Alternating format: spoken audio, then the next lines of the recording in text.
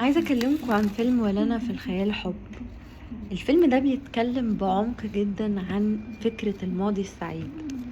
الإنسان ممكن ينسى أي ألم في الحياة تدريجيا مع مرور الوقت. حتى الذكريات الحزينة مهما بلغت شدتها هتيجي وقت كده وتلاقي يعني خلاص نسيتها وبدأت تخفت مع الوقت. ممكن تفتكرها كل فترة كده في هيئة غصة، لكن هتبقى مجرد زائر، مش اللي هو كل دقيقة كل ما بتصحى من النوم بتفتكرها وقبل ما بتنام بتفتكرها.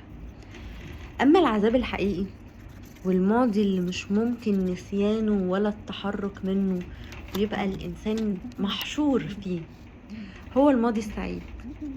بيفضل الإنسان طول عمره عالق في الماضي السعيد ده، متعلق فيه، نفس شعور ألم الهبوط من الجنة. انت جهازك العصبي اختبر أقصى درجات مركزة من هرمونات السعادة والحب والكمال. طلعت الدور ال11، وفي لحظة على جدور رقبتك في كل لحظة الناس بتقنعك انك عادي ترجع تاني بقى تاكل بواقي حياة مرة، تاكل بواقي مشاعر وتقول الله تستطعم. مهما بقى عندك شعور الرضا او مهما بقى عندك مشاعر اللي هو الرضا بالقضاء والقدر والقناعة وكل ده، كل المشاعر دي المثالية ممكن تبقى عندك، ممكن تخفف حدة الألم شوية، ممكن تخليك تتقبل الواقع، لكن مش هتخليك تفرح أو تبتهج بيه.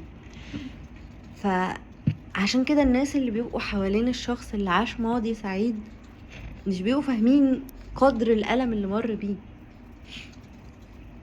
مش هيعرف يكون سعيد ومزقطط بفتافيت حياة وبشر وحب ومشاعر رديئة بعد ما جرب أعلى جودة. يعني تخيل إذا كان الإنسان في الأكل، أنت جربت نوع جبنة غالي شوية وحلو شوية، وجيت الدنيا أثرت معاك في الفلوس وجيت تاكل نوع جبنة رديء، مش هتعرف. مع ان ممكن نوع الجبنة الرديء ده كان بيشبعك وكان لذيذ وبتستطعم بيه قبلها، بس طالما دقت الحلوة قوي يا وجعك يا وجعك وانت راجع للنص نص او للوحش. ألم لا يتخيله أحد. ودي كانت مشاعر دكتور يوسف في فيلم ولنا في الخيال حب. مشاعر ماضي سعيد ما يتعوضش، فيها شعور قوي بالذنب، لأنه هو طبعا في الفيلم، أنا مش عايزة أحرق لكم الفيلم، ولكن هو في الفيلم اتجوز زميلته اللي هي كانت أحلى واحدة في المعهد بعد قصة حب استمرت 10 سنين. يعني عاشوا 10 سنين مع بعض، ال10 سنين دول كانوا أحلى سنين حياته، كانوا سعادة مركزة. خد اللي هو عايزها والمشاعر اللي هو عايزها من غير موائمات ومساومات من الحياة ولا ضغط عصبي، وسافروا مع بعض ألمانيا وعاشوا حياة حلوة تبدو مثالية، لغاية ما نعرف ان الحياة مش هتسيبها لهم على طول. وكمان اللي مخليه حاسس بالذنب كمان ان هو عمل حادثة فهي ماتت في الحادثة دي، هو اللي كان سايق. فهو بين ألمين، ألم إن هو فقد الحياة السعيدة دي اللي هي مخلياه في أقصى درجات السعادة، وفجأة وقع على جذور رقبته ورجع للحياة الطبيعية العادية بقى. ما بقتش في الظروف دي، ما ينفعش تتقال عليها عادية، لأنه هو مش هيشوفها عادية تاني، هو هيشوفها سيئة غصب عنه مهما كان درجة الرضا.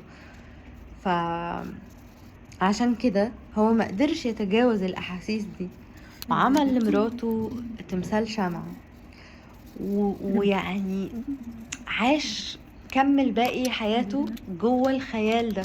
عشان كده الفيلم اسمه ولنا في الخيال حب. هو بقى بيصحى من النوم تاني متخيل ان هي لسه موجودة، او عايز يتخيل ان هي لسه موجودة. هو مش مجنون، هو عارف ان هي مش موجودة، بس هو المسكن الوحيد لألام فقدانه ليها ان هو يفضل عايش على فكرة انه هو عايش في الطاقة الحلوة اللي فاتت دي. وفي المعهد في الفيلم هو قابل حبيبين صغيرين فكروه بنفسه زمان، اللي هما نوح ووردة، وكانوا متخاصمين، وبرضو كأنه في حياة موازية لحياته، كانوا بيحبوا بعض بقالهم 10 سنين.